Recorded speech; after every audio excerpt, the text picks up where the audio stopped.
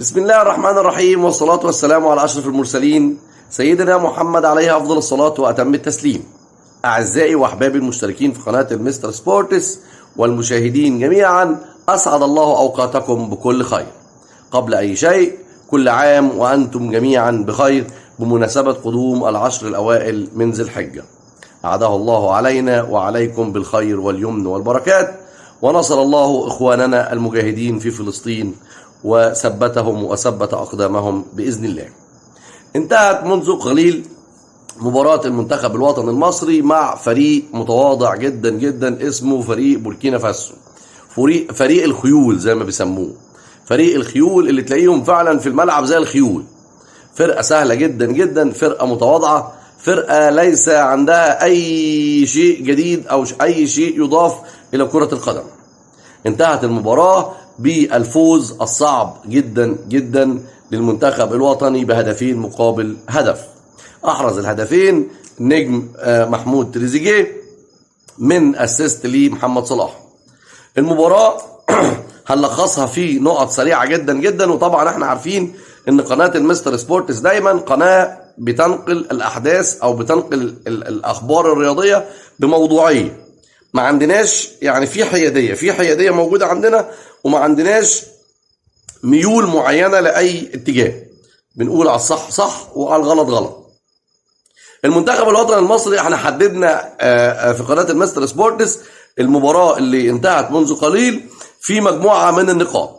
أول نقطة هنتكلم عنها ان المنتخب الوطني المصري بقيادة التوأم حسام وابراهيم حسن مصمم على الاحتفاظ بنسخته القديمة الاحتياطية الموجودة لديه، وهي النسخة التي مفادها أو معناها إن أنت ابدأ عالي قوي، وابدأ بقوة، وابدأ بجدية. 10 دقايق 15 دقيقة أقصاك 30 دقيقة، ثم بعد ذلك ينزل الكيرف لتحت، وينزل لتحت خالص. ولما بينزل الكيرف لتحت لعيبة المنتخب الوطني، وده شيء غريب جدا، يعني شيء غريب مثير للتعجب ومثير للجدل. انت ليه تبدأ بقوة وتبدأ بالشكل اللي احنا شفناه بدأ بيه المنتخب النهاردة؟ ايه اللي يخليك تنزل مع فرقة متواضعة جدا؟ فرقة بوركينا فاسو ديت فرقة متواضعة، يعني اكنك بتلعب الترسانة مثلا، مع احترامي لفريق الترسانة طبعا. فرقة متواضعة، مش فرقة على قدر اللعيبة اللي موجودة في المنتخب. مجموعة من اللاعبين المميزين يعني اللي هم بعناية فائقة موجودين، والأماكن يعني أفضل ناس في كل مكان. منتخب مصر النهاردة كل لعيب بيشغل مكان فيه يعتبر أفضل لعيب في المكان ده. ليه أنت تبقى بالشكل ده وبالأداء ده في مباراة سهلة جدا؟ المباراة مصمم عن الاحتفاظ بنسخته القديمة. ابدأ كويس جدا، وبعد كده ربك يسهلها بقى، ربك يفرجها. جبنا جون وجبنا التاني، الجونين جم ورا بعض في 5 دقايق ولا في 7 دقايق. خلاص احنا كده يعني وصل للعيبه يعني شعور كده بان احنا خلاص مسكنا المباراه، وليله بوركينا فاسو ديت ليله ما هيعلم بقى الا ربنا، وهنقعد بص نضرب فيهم للصبح. مفيش الكلام ده في كره القدم. كره القدم لا تعترف بالموضوع ده نهائيا. كره القدم مرمى ولعيبه. المرمى بتشوط في اللعيبه بتشوط في المرمى بتجيب اجوان. يعني زي ما قال رحمه الله عليه كابتن لطيف، الكوره جوان، ماليش دعوه باداء. يعني ايه المنتخب، يعني ايه نسبه الاستحواذ تكون 78% للمنتخب الوطني و12% لبوركينا فاسو؟ ده معناه ايه يعني؟ انا كده خلاص يعني فزت؟ لا، انا كده الاداء بتاعي متنال ب 60 نيله، انا ما لعبتش غير 30 دقيقه. المنتخب مصمم بشكل رهيب، معرفش ليه يعني، مع انهم احسن لعيبه في مصر، يعني مفيش احسن من كده. مش هنقول ان في لعيب مثلا مظلوم او انظلم انه ما اتاخدش، لا، مصمم ان هو يبدا قوي جدا، تلت ساعه نص ساعه اقصاه، وبعد كده الدنيا تنزل والدنيا تهدى والاداء يهدى ويبقى سهل جدا، يبقى سهل المنال. النهارده في كورتين او 3 طلعهم محمد الشناوي، كان سهل جدا ان هم يتعادلوا ويفوزوا كمان. اي حد هيتكلم في حاجه غير كده يبقى شاف مباراه تانية. لو الناس عايزه تفيد والناس عايزه ان هي تقدم حاجه للرياضه المصريه، ان هي تتقدم، لازم الناس تعترف بكده.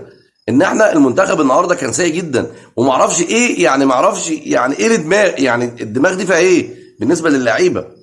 اداء سيء جدا جدا، اداء يعني مصممين على يعني زي ما احنا، مفيش تجديد. يعني كل الناس كانت منتظره النهارده اول مباراه بالنسبه للكابتن حسام حسن رسميه، وعلى ملعبك ووسط جمهورك اللي بالملايين واللي بالالاف مال الاستاد النهارده، واستاد القاهره اللي هو بيخوف اعظمها فريق، وتظهر بالمظهر السيء جدا، مظهر سيء جدا النهارده. تمام. فدي اول نقطه بالنسبه للمنتخب الوطني اللي مش مفهومه لغايه دلوقتي. عندنا مس اندرستاندينج في الموضوع ده، عايزين نفهم ايه اللي بيتم او ايه فكر اللعيبه في القصه دي. ما تقولش انا فزت 2-1 وخدت 3 نقط، لا احنا ما بندورش على 3 نقط، احنا بندور على اداء. احنا بندور على اداء. يعني يا ريت المنتخب الوطني يعني يوصل لمرحله النادي الاهلي مثلا. يعني فرقه النادي الاهلي ممكن الفرقه تتغلب وانت تسقف لها من الاداء، مفيش اداء النهارده خالص. تمام. تاني نقطه هتكلم عنها، عن مجموعه اللاعبين الموجودين في ارض الملعب بقى. عندك اللاعب مصطفى محمد مهاجم المنتخب الوطني، يعني مهاجم مصر الاول. كابتن مصطفى محمد النهارده، عارف الرساله اللي كان بتيجي زمان لما بترن على حد وتلاقيه غير متاح او التليفون مغلق، يقول لك الهاتف قد يكون مغلقا او خارج نطاق الخدمه. النهارده مصطفى محمد شريحه بتاعته الهاتف قد يكون مغلقا او خارج نطاق الخدمه. امام عاشور اول ما لقى الدنيا زنقت عليه، امام عاشور اللي الدنيا مقلوبه على امام عاشور، يعني ماشي بمبدا غيرني لو سمحت. اول ما اتزنق خلاص امسك الخلفيه امسك الاماميه، وانت ما اديتش حاجه يا امام عشان تصاب، غيرني لو سمحت. الكابتن محمد عبد المنعم نجم النادي الاهلي، وانا كاهلاوي ياما اتكلمت في الموضوع ده. محمد عبد المنعم بيصمم تصميم رهيب على الحكم انه يطرده. اطردني لو سمحت. محمد عبد المنعم شعاره النهارده اطردني لو سمحت. ما تطردنيش ليه؟ بيتخانق ويخد انذار وبيتخانق وبيخبط وبيتكلم وبيعترض بشكل غريب جدا جدا. لازم يا ابني تظبط امورك شويه، لازم يكون عندك كنترول شويه في اعصابك. محمد صلاح النهارده بيعمل دعايه للحلاق اللي حلق له. محمد صلاح يعني افضل تعبير او افضل كلمه ممكن تتقال على مستوى محمد صلاح النهارده، ان هو بيقول لك ايه رايك في الحلقه بتاعتي؟ حلقتي كويسه؟ طب الحلاق ده دعايه للحلاق. مفيش محمد صلاح، لا اسيست اللي عمل محمد صلاح، ولا فين محمد صلاح يا جماعه؟ فين محمد صلاح اللي بياكل النجيله في انجلترا وفي ليفربول؟ مفيش الكلام ده. محمد صلاح النهارده بيعمل دعايه للحلاق بتاعه يا جماعه. عندنا كمان مروان عطيه نجم النادي الاهلي. مروان عطيه النهارده نجم نص الملعب، بيغرد خارج السرب. تحس ان مروان عطيه بيلعب في دوره رمضانيه لوحده. عارف انت زمان لما بنتفرج على دوره رمضانيه ونجيب لعيب نديله 50 جنيه ولا 200 جنيه، واحد محترف يجي يلعب معانا يكمل الفرقه بتاعتنا، تلاقيه بقى ايه، هو بقى بص لا عايز يباصي ولا عايز يستلم ولا عايز يعمل، هو عايز يعمل كل حاجه. يعني لو طايل يقف جون هو كمان ويصد في الجون هيعمل كده. ده كان شعار مروان عطيه النهارده، انه بيغرد خارج السر. مفيش غير تريزيجيه النهارده قاعد يحاول تريزيجيه، وربنا اكرمه بالهدفين. حسام حسن وابراهيم حسن رفعوا شعار ماذا تفعل لو كنت مكاني. بابا ضياء ماذا تفعل لو كنت مكاني؟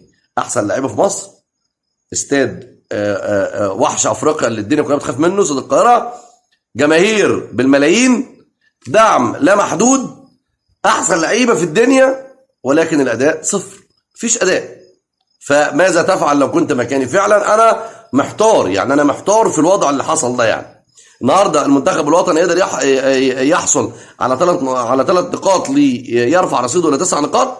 بوركينا فاسو يتوقف عند 4 نقاط. بوركينا فاسو كان قريب جدا من التعادل بل والفوز. اي حد هيتكلم في غير كده وهيتكلم في ان الاداء كان جيد، اقول له لو سمحت يعني احنا نفسنا الدنيا تبقى زي الفل ونفوز ونكسر الدنيا، بس احنا النهارده يعني بص فلتنا بال3 نقط. ال3 نقط النهارده خدناهم من بق الاسد كده.